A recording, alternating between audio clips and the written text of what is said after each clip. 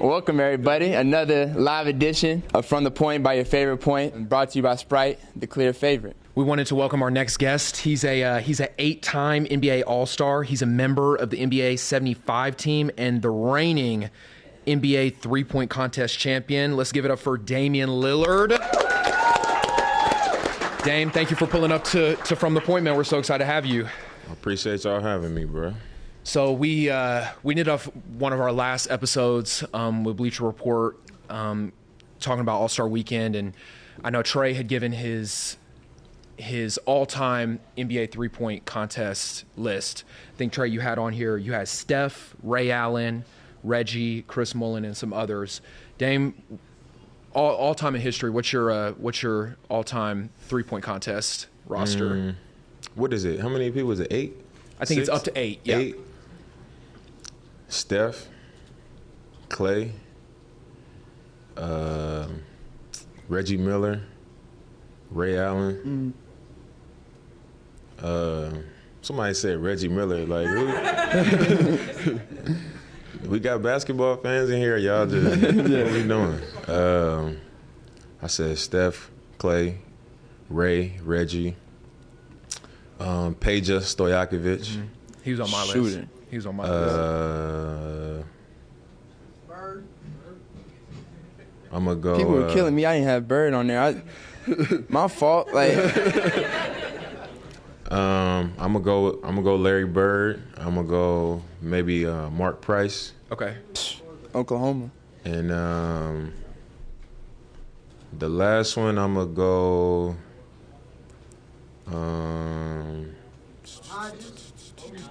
Dang, Dollar. I'm gonna go myself. Yeah. I ain't know we could do ourselves. Of course. I'm gonna put myself in there. Man. Of course. Well, again, thank you so much for pulling up to the show. You guys go way back, actually. Talk about y'all's relationship and how y'all got to know each other. And Oh, I mean, I was always a fan of his. I was a mutual relationship. This guy named David. Yeah, look. that's crazy. That was Dame's actually rookie year. Somebody, a mutual friend, David Vanderpool, who I know Dame knows really well, was coaching them at the time, and my dad knew who he was, and so I was able to go down there. I was able to meet some of my favorite players. So being able to meet Dame and talk to him for a second was really cool back then. So that's when I got to meet him. He probably didn't know who I was, but that's when I met Dame for sure. That's the crazy thing is I knew who he was at that time because my backcourt mate when I was in college, my freshman year in college, is from Oklahoma. Kellen. And he was telling me about him, Kellen McCoy. He was telling me about him, about the AAU program and whatever. And at this game, he actually told me, like, I think he's going to be at y'all game. And he came to that game, too. So, like, we met. And then a short time later, when he was in college, I'm kind of watching college basketball. And I'm like, man, he killing. And Kel, like, yeah, this is who I was telling you about. That's him. So I kind of remembered, like, okay, this the same kid. Right. And then I remember, like, people started asking me about, I think Colin Sexton was a freshman that same year. And they was like, who the best point guard? And I'm like, I don't know, Colin Sexton. And I remember Trae was like, dang, bro, like, you gonna say he the best? You don't even remember And his I was name? like, damn, I ain't even put too much thought into it. But, Yeah. I mean, he was the best point guard. So I was like, my bad, bro. But Yeah, no, that's it's a funny story. yeah, no, for sure. So growing up, was the game always easy to you? Like, we know you can score from all levels. We know you can get to the rim, get people involved. Like, Yeah. was the game always easy to you, or was there a time that it ever came together for you? I think it's always come easy to me because I always understood the game well. And I think how you learn how to play the game, it matters with how it's going to come to you. And my dad was always like, you got to be able to shoot the ball. That's a lot of people going to be athletic, they're going to be fast, all these things, but a lot of people don't make it because they can't shoot. Mm-hmm. So shooting was like a major thing for me. And then just making the right play, watching the game, being around the game. Like, my dad was always on me about that. So I think when you had, like, the right intentions, somebody open, you pass the ball. If you're not having a good game, you still see the game the same way. And I think when you play that way and you can shoot and you like quick and strong and you got all these different tools, the game naturally comes easy because of those things. So I think it always has. Even when I was younger, like people would be like, man, you just, you be making this stuff look easy. But to me, I felt like I was moving fast and doing all this different stuff. But when I think about the game, I always go into a game knowing like what I'm gonna be able to do, because it does come pretty easy.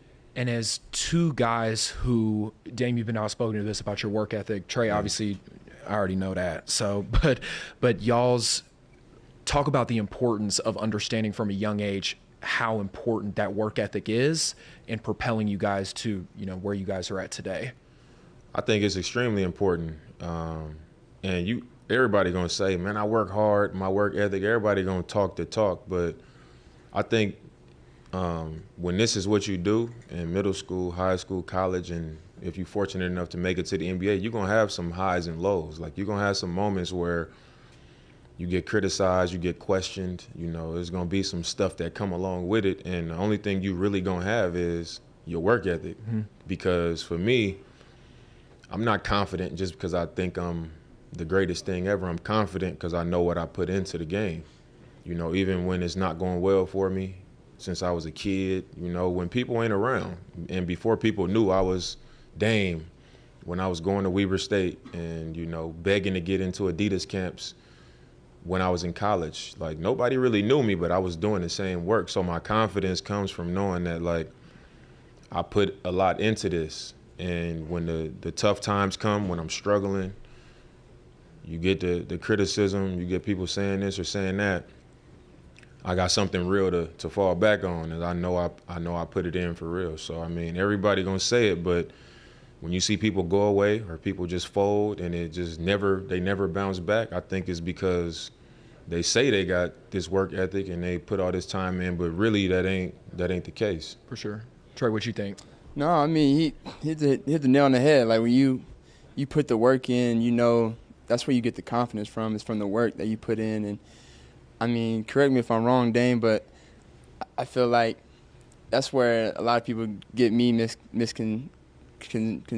Like, I'm a person that likes to lead by actions. Like, and I may not be the loudest person in the room, but I feel like that's just how I've always grew up. Like, I've always been the type of guy that leads by actions because I know, like, that's what matters. But I put the work in, and I knew that the actions would follow. And so I think that's for me what it is. And from a distance watching Dame, like, nobody's going to say he's the loudest person in the room, but what he does on the court, it speaks volumes. And I think it's just because of the work that we put in, and what you do in the dark will ultimately come to the light. So that's the most important thing. Y'all had a little bit of different college experiences, but extremely important ones in the fact that before y'all came out to the draft, you both were extremely high draft picks and had very, very successful seasons.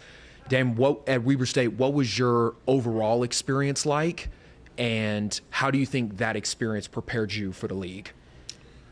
I think my overall experience was a great experience because I had to go through so many different stages of being a college player. So when I got on campus, I came in, and like I said earlier, I was playing with Kellen McCoy, and he was the point guard, but because he was 5'7". So I was a point guard, but I could shoot, and I was bigger than him, so I was playing shooting guard next to him. Yeah. But he just shot every ball. Like, he was leading the conference in scoring. Yeah. And like I said, like, I was taught, like, I was a scorer, but I would be making all the right plays. So I was coming off the bench for like 5 games to start my freshman year, and then they put me in the starting lineup and they switched us. I was the point guard, and they put him at the 2. And then we go 15-1 conference. He was conference MVP. We both was like first team. And then he was a senior, so he left the next year. The next year I was MVP. And then the following year I broke my foot. So, like, I came into that year like, I'm about to go crazy and I'm going to try to leave. My family was going through a lot, and I break my foot 9 games into the year. So when I broke my foot, you know, my school, they trying to scramble so I can try to get this year back. So we add a game to our schedule, do all this stuff. I have surgery. I go through that whole process in the cast, in the boot, rehab, all of that stuff. And I come back and they get my year back. So I come back for my 4th year, but I was a junior still. Yep. But when I came back, I had already, like, I stayed at school all summer. I did the rehab. I was training. Like, I was in shape. A couple people pulled out of the Adidas camp late, so I got, like, a late invite. I went to camp. That was, like, my first time hooping off the injury. I hadn't played much. I had a good camp, and then the next season I led the country in scoring. And toward the end of the year, they was like, you know, he might be late first, early second, and went to the combine, participated the first day, and that was their first time getting to see me. And it was like the vertical. I jumped to 40, 3/4 course sprint, the catch and shoot threes I wasn't missing. They really got to see it in front of them, you know what I'm saying? We played ones, all the point guards played one-on-one. We did all that stuff, and by the end of the day, they was like, he gonna be in the lottery. Like, it happened like that. Man. Yeah. And the first day ended, so, like, going to a small school, I didn't know about, like, mock drafts and all of that stuff, because I was never ranked. I never knew about all that stuff. So after the first day, I get on Twitter, and all the players at the combine, they searching their names. So I'm like, oh, this how you get the information about what people saying. Yeah. So I search my name, and I see them all saying it. I'm seeing them talking about me. So my agent is like, all right, Dame, sit out the second day. And I'm like, all right. All right, I'm gonna sit. Sure. But me and my agent don't know each other like that at this point. Like, I'm just entering the draft, so I'm calling my dad, like, he talking about sit out. Like, I'm gonna play again tomorrow. Like, I might be able to go up again. So the next day come, I played again on the second day. And I had another good day, and that's how I ended up jumping into, like, top 10 for real. And I ended up going 6. So dang. For me, it was like a crazy process. You know what I mean? Like, I didn't know I was gonna be that high. I didn't believe it even when I was in the green room. I'm like, man, ain't no way I'm about to get picked this high. Like, I'm gonna be the dude sitting here to the end. Like, No. But it happened. So. Well, that's a blessing. I mean, you played a lot of years in Portland. You're a Portland legend. Is there a year that you think back and you're like, damn, we would have maybe been a little bit more healthy, maybe would have been maybe a higher seed here or there, like we would have been champions? Like, is there a team you had that, I mean, because you played with some really good players, LaMarcus Aldridge and certain guys, like, is there ever a year that you think about like that?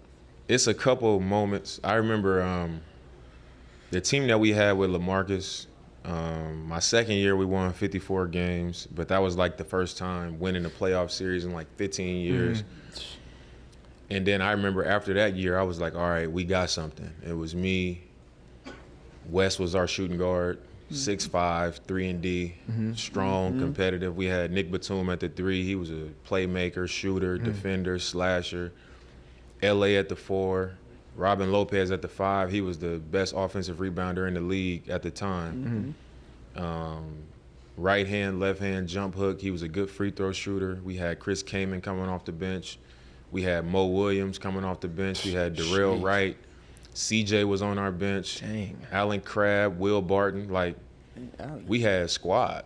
Yeah. And we came out to start the year. We was number 1 in the West. And this is when, like, OKC had KD, Russ, all of them dudes. The Spurs was coming off the championship. Tim Duncan and them. Yeah. Like, Indiana had Paul George, David West, Roy Hibbert. Like, it was a bunch of good teams. And I remember that year we came out.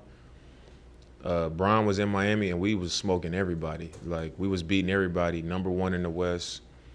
And then West tore his Achilles, L.A. tore his thumb, and I just remember our season just fell apart toward the end. So that year I was like, I thought we was about to win it. So that year kind of fell apart, and then the next time was 2019.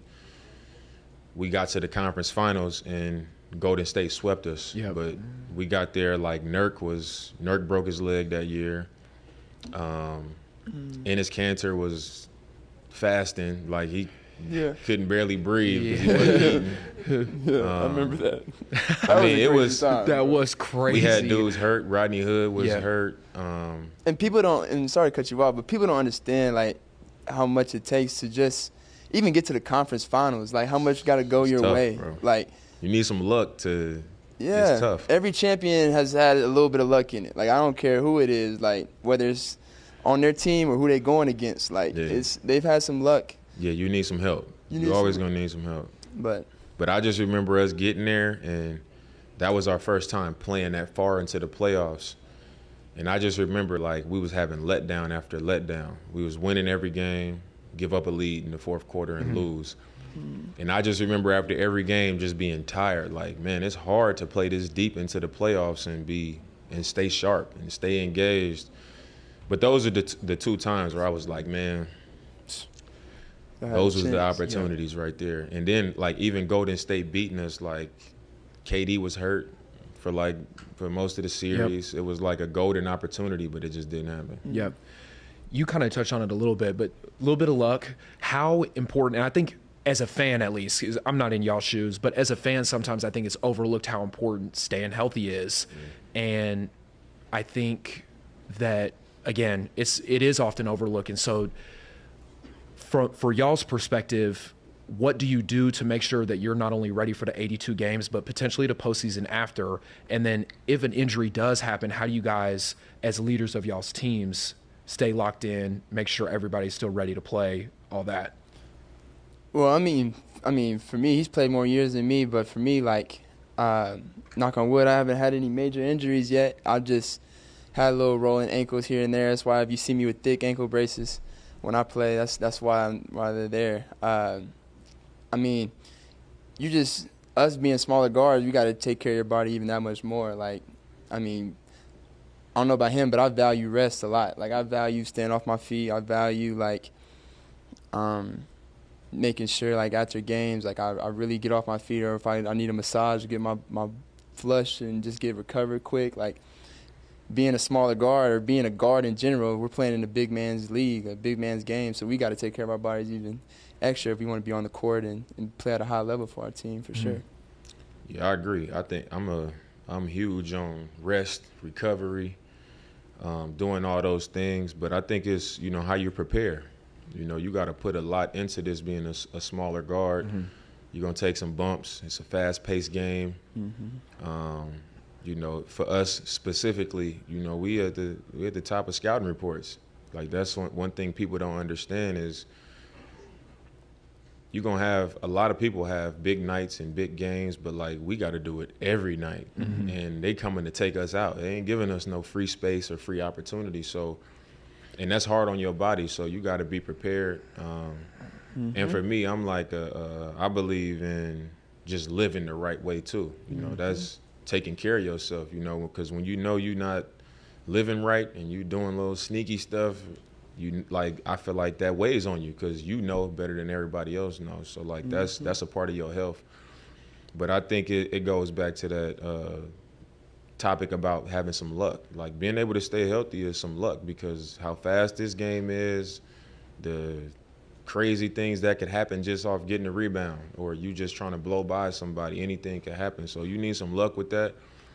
But it's also important as the leader of a team is you got to stay connected to your teammates because it might be somebody at the end of the bench that's talented enough, but it's somebody that's making $52 million playing ahead of them that they gonna play.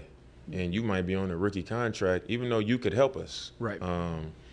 You got to stay connected to guys like that because you never know when there's going to be the next man up and the team is going to need them. So I think stuff like that is extremely important when you talk about, like, health. It matters the kind of relationships that you have to keep, dudes at the end of the bench encouraged because they might get called on at some point. Yeah, absolutely. I think a good transition to that, not only staying ready for the game, but most importantly is that, like you said, you guys are called upon to average a lot of points, get a lot of shots up. A lot of people, and we've talked about this before, say that our game, the NBA that we know today, is nobody plays defense or it's easier to score. We've seen a bunch of guys get 60 and 70 this year.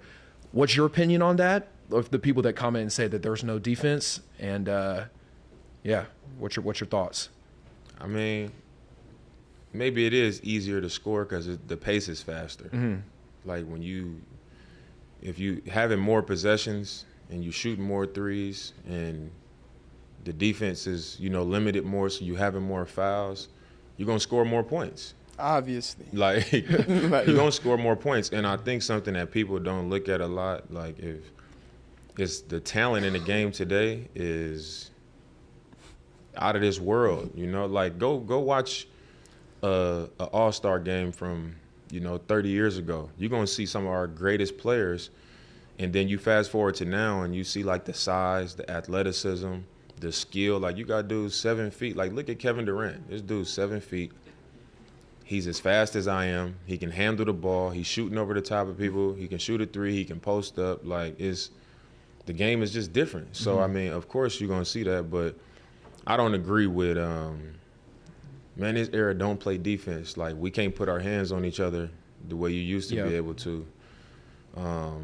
Guys can shoot from further out now. Everybody can shoot, Like, you ain't just walking out there stopping somebody. You know what I mean? If the league average of scoring points is as high as it is, who's actually stopping anybody? And it's more so because of the ability in the league than anything. Like, Right. you can have a great defensive possession 10 times in a game and get scored on 10 times if it's the right guy. Yeah. I've done it to people.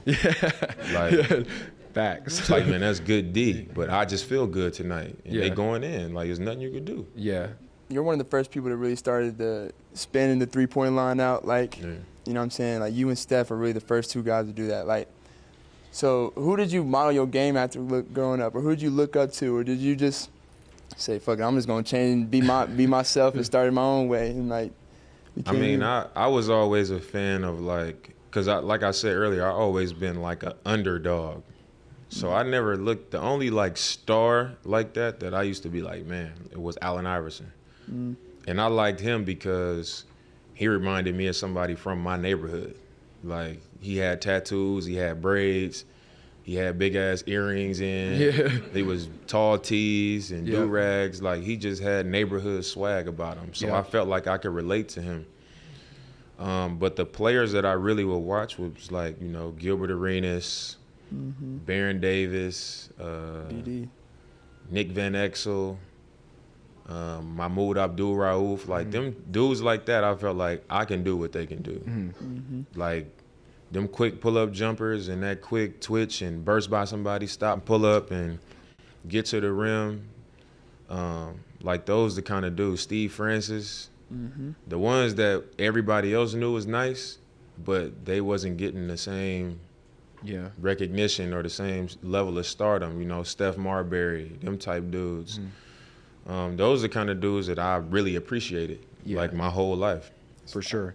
Man, y'all both make it look so effortless shooting from the logo, though. Like, I don't understand. Because, like, I would consider myself to be, like, a fairly strong dude. Like, nah, I can't shoot, like, I can't even, like, try and consistently make a shot like that. No way. But, like, how do you guys prepare to be able to shoot shots like that? Because the average person is not aware of, like, how hard of a shot that is. And some of y'all are making it at clips, like, that would be considered great three-point percentage just in general. So, Well, I'll just say one thing. I'll give it to Dane. I was talking to Shaq last week, and he was asking me the same question.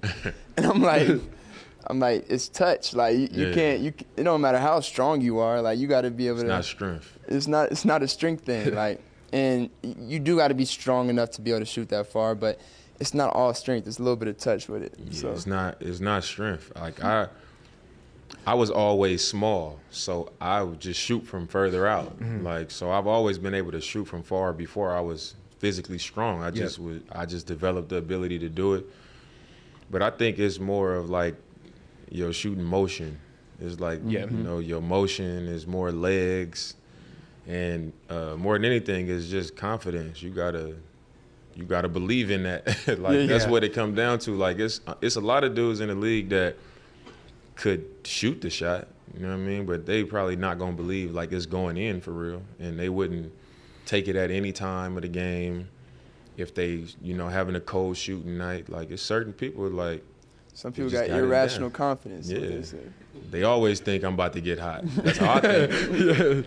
I always think I'm about to get hot. Right. You know? That's a fact. I think that mentality is super important too, because similarly to this year's situation, Trae obviously was named as an injury replacement, but in 2017 you averaged 27 and didn't make the All-Star game. And correct me if I'm wrong, but I think you were kind of just like, man, I'm not going to be like anybody's pity vote. Like if I'm not in, I'm not in the game. Yeah. Man, what is that like? And like I said earlier, especially as a leader of a team, but a leader of your family, like always be confident, especially when, at times you get snubbed. You're not always going to be on top. Yeah, I mean, it's frustrating, especially I think I experienced that 3 times. One time I ended up being a replacement.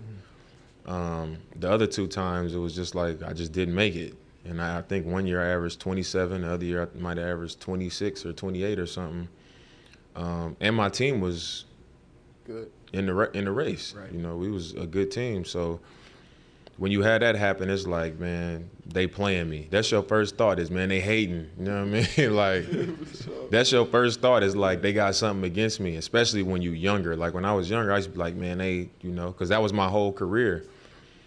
But I think what I've learned is just like when you look around, it's people who have like a body of work and have experienced the same things, over the course of their career. And it's like you get rewarded for being consistent. I don't think it's ever a real reason for it. You know what I mean? Like production is production. And you look at it like it's an all-star game. Like the people who produce the most and the people who are killing, that's what the all-star game is for. Like the people who are winning, they get to go to the playoffs and they get to, contend. Yeah. That's what I've always saw it as. And everybody's trying to win, but you shouldn't be, eliminated for a guy that's getting 15 because he's on the best team in the league. I just don't think that's what the all-star game has always been. It's turned into that now. But I think as a leader, when you experience stuff like that, I just think you got to remember what you represent, and the people watching you. Like, I got 3 kids, and my son, I want him to know, like, if it's good, if it's bad, you got to always be solid. You can't ever let something not going your way or something going your way change how your real behavior is. And that's what I take pride in. It's like, you got to be able to show people that you can be solid when shit don't go your way sometimes, because when it does go your way, you're going to be all happy and you're going to be acting a certain way, and they're going to remember how you acted when it didn't. So you want them to know, it's my time right now, stuff is going well, but when they look at how I acted when I didn't have it, they're going to respect it more. You know what I'm saying? Yeah, so, like, sure. You look at what Trae doing, it's like every night he 30 and 10. Yeah. So you got the right to be like, how am I not an all-star? You know what I mean? Like, because of the voting, he could have been starting and I could have been in his position. You know what I mean? But like, that's just the way it goes. So I mean, you got to respect the game, but ultimately you got to make sure that your character is strong, whether it's your way or not your way. For sure. Yeah. It's gonna go how it go. Absolutely.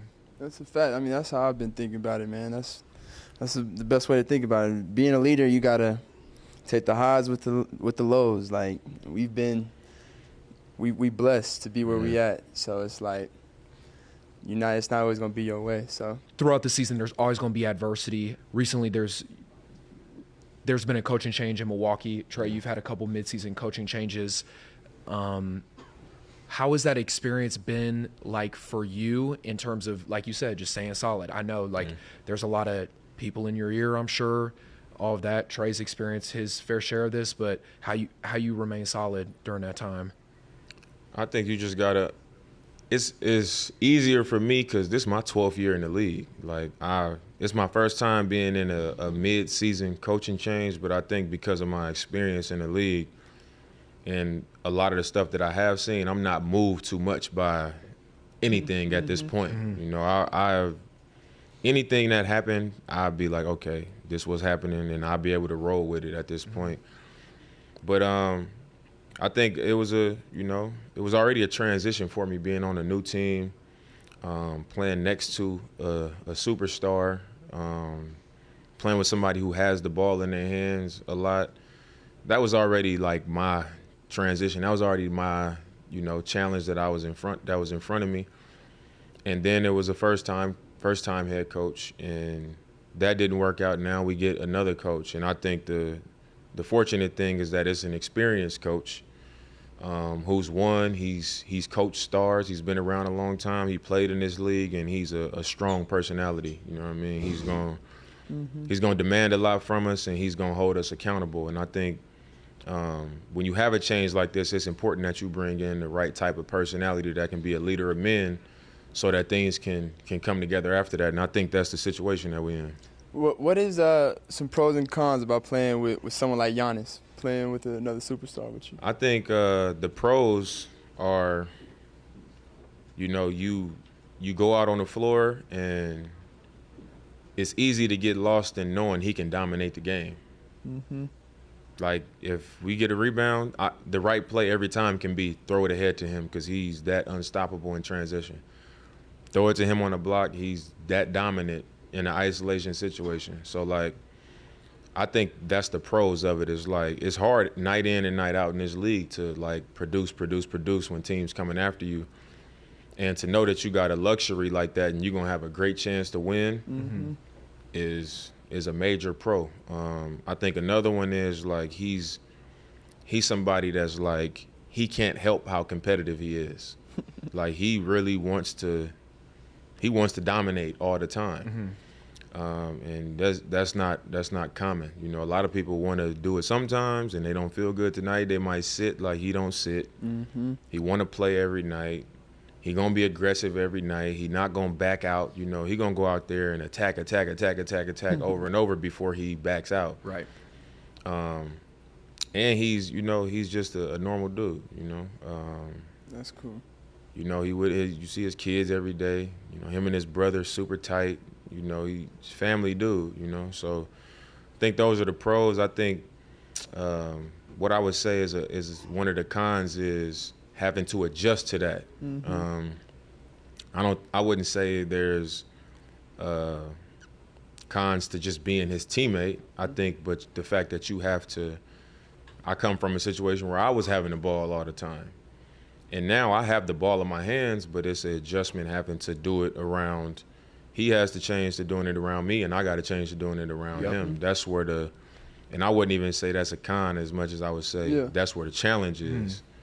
But I think anytime you can come to a team that's built to win it all, is worth the challenge, because that's the puzzle that you gotta kind of piece together to be able to accomplish what we come to this league to accomplish. That's the reason we play. So, I mean, that's the only thing, is just figuring that part of it out. But I mean, it's nothing when you've done a lot as an individual and you've won a lot of games, but you haven't won it all. You come into these types of situations and you're just open to figuring it out, even if it comes with some struggle. You know what I'm saying? Like, I haven't had my best year, but I've been productive and we've won a lot. So it's like, how do we find that space of, like, all right, now let's take off so we do it at the right time and have a chance to win it all. Yeah, absolutely.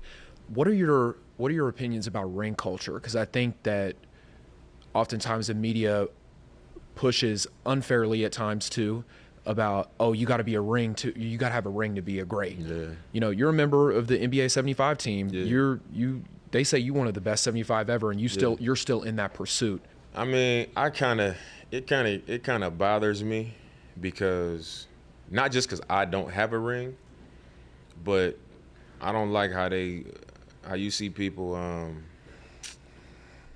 try to diminish or take away from some of the greatest players ever's career because they didn't win. Some dudes played in the era with Michael Jordan. That's why they didn't win. Was it anything else but that? There was nothing else. Yeah. They played against Jordan. Yeah. They didn't win. Like, you got people that had to play in the era when Golden State was Golden State. Like, that's why people didn't win. I had to play them in the conference finals. And the year before that, I played them in the first round. The year before that, I played them in the second round. It's like, who knows? Maybe I would have had a chance for real at one of those points. But, I mean, sometimes that's how it go. But that doesn't take away from your body of work and what you put into it. But because I know that it's not gonna go away, like when I win a ring, I'm gonna join him. I'm gonna be like, he ain't that good. He don't have a ring. Like, I'm gonna go to the other side because that's what it is. If I had to deal with it without having one, the day that I do get one, God willing, I'm going to the other side because it's crazy, man. I don't believe that though. I think it's a lot of great players that just, they just didn't have that luck. They didn't have that same opportunity, or situation to get it done. Ice, what you think? Nah, I mean, he said it right. Like, I mean, they don't want to see me win a ring. Like, they ain't gonna hear the last from me. Like, I mean, that's the thing. You have so much built up emotion that when you win that ring, like, people gonna hear about it. So that's how I feel. I just can't wait. Like Charles Barkley, man, was cold. I don't think people realize it because of how often they talk about how he didn't win. Like, it's crazy. Yeah, for sure. I think one thing that you guys, along with your play style and all that, share in common is your passion for giving back, specifically in the communities that you're based in and also where you're from. Trae, congratulations on the YFAC opening on Monday. That's going to be awesome. For background, Trae and the Trae Young Family Foundation, they are in the process of opening how many courts is it in Norman? 8, 9. It's a big facility, but it's going to be first of its kind in Norman, Oklahoma. So that's an incredible accomplishment for him and his family. But Dame, what has your philanthropic efforts been like in Portland, and also moving to a new city? I know that's super important for you. So I guess that's kind of a new challenge for you. Talk about that challenge of making sure your philanthropic footprint is set in Milwaukee. We'd be sitting here all day. If I just kind of went over everything. Sure. I mean, because a lot of stuff that I've just done. Some stuff has been, a real initiative where, like, it's been planned and it's documented. And then it's been a lot of stuff that I just did because I care, you know what I mean? But a lot of the stuff that I dive into, man, I like to support people that really need it, Absolutely. Single-parent homes. I've worked with a lot of things like that, a lot of the underserved communities, struggling schools. I started an anti-bullying campaign. I still have a respect campaign, just encouraging kids to show up, work hard, and be kind in school. Schools with low graduation rates, low attendance rates. A lot goes on that doesn't get the attention that it deserves. So I try to do stuff to just bring awareness to it and also be a helping hand to things that don't get the attention that it needs, for people to survive and for people to have a better chance at life. So that's kind of what I do. I've done it in every city that I've been in. I started doing the Special Olympics when I was in college in Utah. And then I became a global ambassador for the Special Olympics when I got drafted, and I'm still doing that. It's a lot, bro. It's a lot. I've done that. A lot of stuff in Oakland, just where I'm from, because I know they need the resources, and I know I'm able to provide that. Even if it's not coming out of my pocket, I can get a hold of people that could make a difference. And those are the things that I try to do, man. And I like to do it in a way where I'm not getting credit, because I feel like if I come from any environment, or if I'm living in any type of space, and I'm in position to do something for people, that I should do it, because a lot of people don't get the opportunities that we've, been blessed to have. And, it's kind of our duty to look out for people like that. I think that's how you get favor. I think that's how, things continue to come your way, when you continue to just pay it forward and you continue to give back. Absolutely. That's amazing. Well, I got one last question, just kind of off that topic. Like, as you finish your career out, 5, 10 more years, but however long you want to play. I ain't playing 10. I'll tell you that right now. No, sir. Whenever you done playing, as your kid gets older, what is one thing that you want, as your kids, obviously all of them, but your son, as he gets older, what do you want him to look back and as he sees videos and things you talked about as you played in your career? What is one thing you want him to remember you about? I want my son and all my kids, I want them to look back and I want them to see how I carried my success. You know, I don't really care if I'm definitely going to brag about, like, how many All-Star games I played in, how many points I scored. You know, I'm going to brag about all that stuff to my kids regardless, but I want them to be able to look back at, you know, everything that was documented and see who I was through my success, you know, making a lot of money, being famous, you know, having access to all of these things. It's very easy to get carried away and to lose your character, to lose your morals, to lose who you are. And I think one of my greatest accomplishments in my career is I haven't lost myself in my success at all. Obviously, you know, your life changed. You start to like different things. You know, you get a little more expensive taste in certain things, and you like to travel, and you like nice things. But I want them to be able to look back and see how I carried it, and see how I was able to stay true and stay solid through all the opportunities to not be that way. You know, so they know, regardless of what they accomplish in life or who they think they are or how people treat them or if they put on a pedestal because they my kids or whatever, that they need to be humble and they need to be solid people. And what you have or who people think you are, is not important, you know. So I hope that they look back and they see it, you know, and they recognize that, so that they can, you know, that's a characteristic that they feel like they need to fall under because I did. Absolutely. Last thing I got for you is, man, what you up to All-Star Weekend? I know you're in the three-point contest tomorrow. Obviously, the All-Star game's on Sunday, but man, you're running around Indianapolis. What you got this weekend?